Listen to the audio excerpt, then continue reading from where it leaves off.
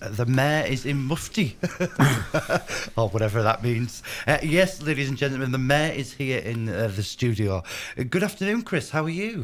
I'm fantastic, Peter. Fantastic. Well, within the current situation, guidelines, and world that we're living in. Exactly. But one's got to be optimistic. Yes, exactly, and carry on, and regardless, keep calm and carry on. But as you say, I'm in mufti today, and I had to explain what mufti means. Yes. So I'm not in uniform. I'm not in a suit. No. Apologies. I know I should always wear a suit, shirt and tie, but not today because I've hot-footed it here from walking my beloved. Right. Molly, my dog. Right. So you're not in.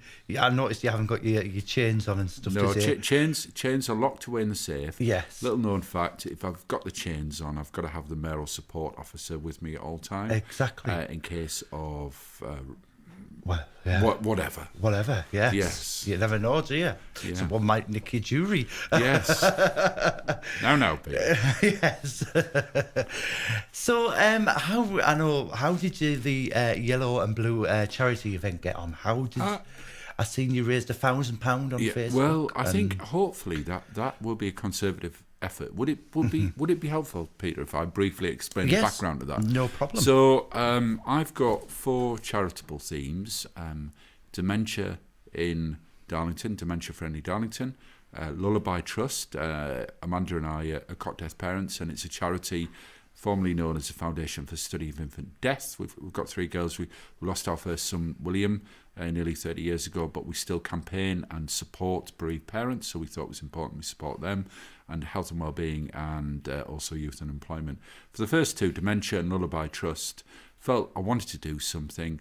It is incredibly hard to raise money, as we've seen with all of our charities, particularly the Royal British Legion at the moment, on Poppy and Remembrance Sunday. Yes, which is coming up. So I had to think out the box, had a chat with a number of head teachers and also some of the GP practices in town, and the hospital. The police joined in, although they couldn't wear ribbons because of their uniform code, but happily they tied some ribbons, yellow and blue, round the railings. Yes, I've seen that on Facebook. They painted the railings blue just for me. Yes. No, they didn't. I'm making that up. And also Barclays Bank. I'm going to give a big shout out to Barclays because they picked it up quite late, and all wore yellow and blue and raised some money. Oh, brilliant!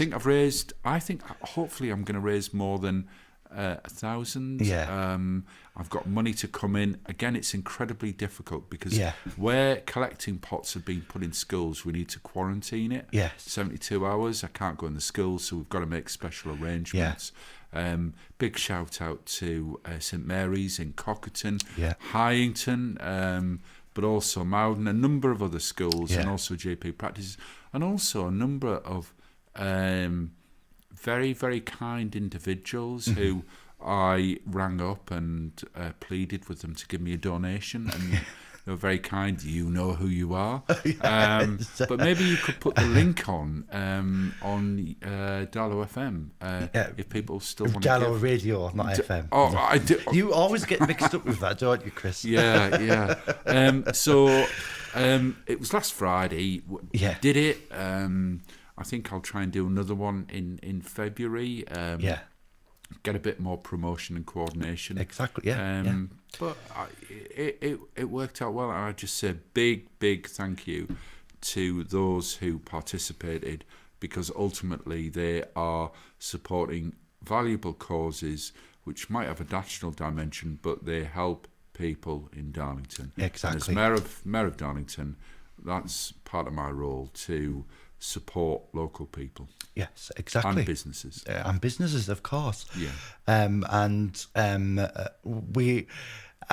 We've got some great stuff coming up, because obviously us together are opening a business in town. Yeah, we are. We're opening the savoury, the Darlington savoury, what was been in the market for all them years, is going over to the Cornmill Centre, and we've been asked to do that, which is great. So Miss Handbag and yourself, Mayor McEwan, yes, it will be having a cup of tea and cake.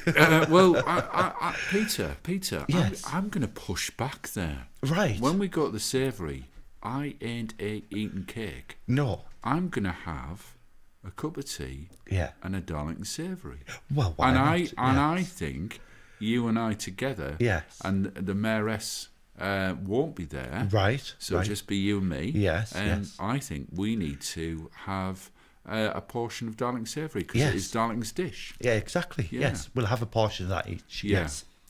Small one, of course. Yeah. Oh, of course. Yeah. Watch our Yeah. figures. Yes. Yeah. And also, you've been going around. You've been going to a lot of places recently. You've been very busy. I hear you've been to the Greenbank Hotel. How was that visit for you? Backstory, Peter, is part of my role. I've made it my mission to reach out to local people, local businesses, and show them that the mayoralty is there for them. I can't meet everyone, but I'll do my best to meet as many people as I can to show my support. And I'm a guardian of the chains, and I'm taking the chains round to show, as I say, support for them. Got a request to go visit the Greenbank Hotel. To my shame, I'd never been there. They've just opened a new beer delivery business. Kind of business I like, Peter. Exactly. Yes. When I'm allowed by the mayoress. Well, yes. It was so poignant because I had launched the Poppy Appeal, and I met with the Royal British Legion, very COVID safe, limited numbers, and I'll come back to that. But going to the Greenbank Hotel and the team there, they have family owned. They have a lounge with the most amazing collection of memorabilia, and it's not just uniforms. There's some poems written by the team, the grandparent of a member of the team there, about the Second World War. So actually, jokes aside, it was very moving and appropriate to see that, and it's a lovely little establishment, which, as I say, to my shame, I'd never visited. No. Yeah. Well, which is good. But how was your meal at the Hole in the Wall? Again, With the mayoress? Yeah. Well, the backstory of that was the Hole in the Wall kindly invited me to launch of Oktoberfest. Right. Sadly, because of moving into Tier 2, they took a decision to cancel. Yeah. We'd had it scheduled, so I thought, sod it. Yeah. I thought we'd go out, and the reason why I went out is, like the Hole in the Wall, like many of the restaurants and eateries in our town, you can get a good meal. I thought I would show support for them during these times. Yeah. And I think where possible, where it's safe, we all need to get out and show support within the guidelines, because as we all know, a lot of the licensed trade and hospitality in this town is suffering. And to be fair, we have some excellent venues, pubs, restaurants in this town, and I think now's the time for us to show support. It'll mean more date nights for me and the mayoress. Yes, yeah. We had one on Saturday night, Right. where we went to Akbar's again, just to Akbar are great. yeah, yes, just to get out and show a bit of solidarity and support. So I miss going out with mates, but but obviously it's nice to go out with the mayoress. Well, that's it, isn't it? I mean, obviously you can't. It's a difficult role, isn't it, to be in sometimes where you've just got to, you can't let your hair down if you need to, if you know what I'm saying. Yeah. So also, I see you've been doing a bit of dancing. Oh, the flash mob. It's in the Market Square, didn't you? Were you doing a bit of boogieing there with Darian Wright, I seen? Yeah, I had a dream, Peter. I had a dream. Like Strictly. Yeah. Well, I there is something. I think I've got 3 girls. I've gone through the process as a parent for a number of years of going to dance. I'm not. Well, I like to think I'm a dancer, but others would violently disagree with me. But I do believe in the uplifting nature of dance, and there is something quite uplifting about a flash mob. So when I became mayor, I thought, could we do it? We've got COVID. There were a load of reasons why we couldn't do it. So I had a chat with Darian and Debbie, and they corralled quite a few people. Darian and Debbie choreographed it. We had some great cinematography from Scott. Darlington Borough Council were totally behind it. So we managed to pull something off with a number of people, a number of young people were involved. It wasn't like St. Pancras, but it was fun. It was fun. Yeah. And you know what? It's a good advert for the town. Yes. Which was my other reason for doing it. I must say, I wanted an ELO song, but I was overruled. But maybe next time. And I think we do need to do it again because it's got a bit of that wow factor. It has. I thought it had. When I seen it, and I've known Darian for a long time, and obviously with him winning competitions back years ago, and it just looked really good of what he did and what you all did.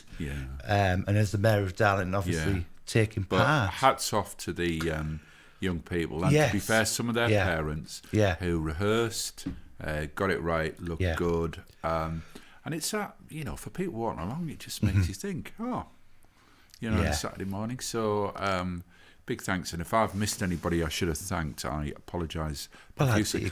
Peter, I thought I was promised a biscuit. Did you want a biscuit? Yes. Can we have a biscuit? Can we have a biscuit for the mayor, please? Yeah, just to sweeten the coffee. Yes, just to... I don't know what biscuit he wants, but we'll have a biscuit for the mayor. Yes, I might have two. You want two? You can have as many as you want. Oh my gosh. Oh goodness me! Oh, look at this. Yeah, I can't... Look at that! You've got a selection there. Yeah, there's a chocolate one there. Oh, well, oh no, it's no. not. No. The chocolate one's there. Look there. Yes, there you go. I don't know. Well, Darlington has been among the best places to work from home. Has been recognised as Darlington to working from home. A lot of people obviously have been working from home because of the COVID. Do you think that's a good, an award, isn't it? It's a really good award to get, that it's been among the best places to work from home. Let's be clear. There's been a lot of people forced into working from home because of the pandemic. It will have its ups and downs. If you're a young mum, I'll do the negatives first. If you're a young mum with or dad, and you're alone and you've got the kids to look after, it can be quite difficult at times. And we've seen that during the pandemic. I mean, we've all been on these Teams or Zoom calls. Does it surprise me? Not really, because it's actually, Darlington's quite a nice place to live. We're quite compact. You can reach greenery quite quickly. We're retail town centres under pressure. We're not alone, but still, it's a nice, and I think at times it's a pleasant town centre. So there are some real positives. What's interesting, and not a lot of people will know this, because in 2010, we were one of the top places, I think, through a BT survey, for levels of home working. So there's always been a bit of a history of working at home, but clearly it's accelerated massively. But hopefully we can return to some level of normality. Goodness knows when. Because it doesn't suit. We need to remember, it doesn't suit everybody. Some people, they do. Some people would prefer to work at home. But it's and also we've got the purple flag as well. The town turns purple this week, or the clock does, or for a safe night out in Darlington as well. That is another thing what we've been given in the Northeast Yeah. for as well. And I know Tori mentioned it to me the other day about, you know, they're going to do the light up the clock and stuff like that, or whatever, in purple to celebrate. A lot of hard work's gone into that. Yeah. So hats off to all those involved, and I think it just really demonstrates that Darlington, you know, clearly we're under horrible pressure in terms of hospitality at the moment, but it reinforces to me that we've got an excellent and safe offering in town. Well, hopefully, with the 22.3 million we've been given, hopefully we'll do something with the town on that one. I know I've said that earlier. They're has given to the town fund or whatever it is for the town centre. I think housing and more houses and stuff like that. They could build a new a radio station, couldn't they? Yeah, so our very own. Yeah. What do you reckon? Yeah. Shall we start the petition? Yes, we'll start off, Chris. Yes. Why not?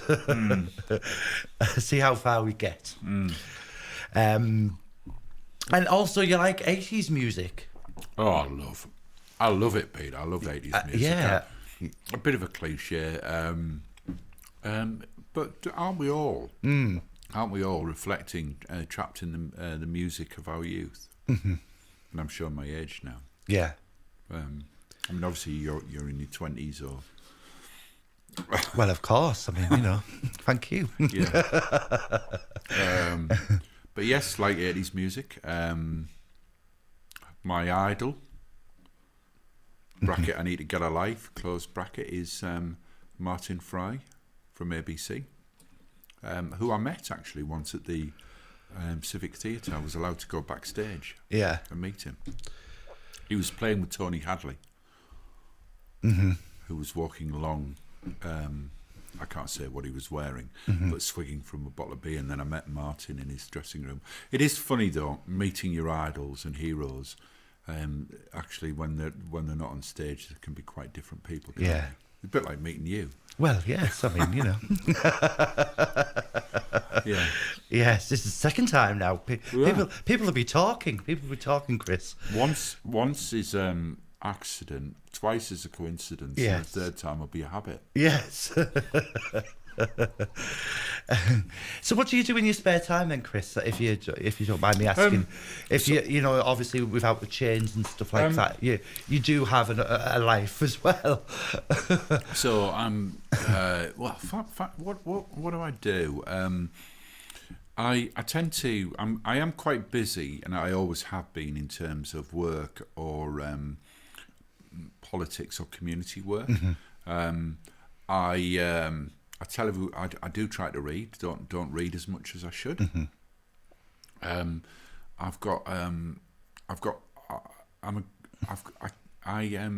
a bit embarrassing, this.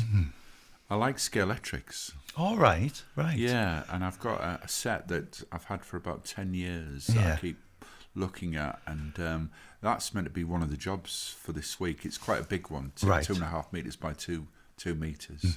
In the garage that's meant to lower up and down. It's digital, so I've got the job of cleaning the track. Oh, right. Do you think my political career will be over now?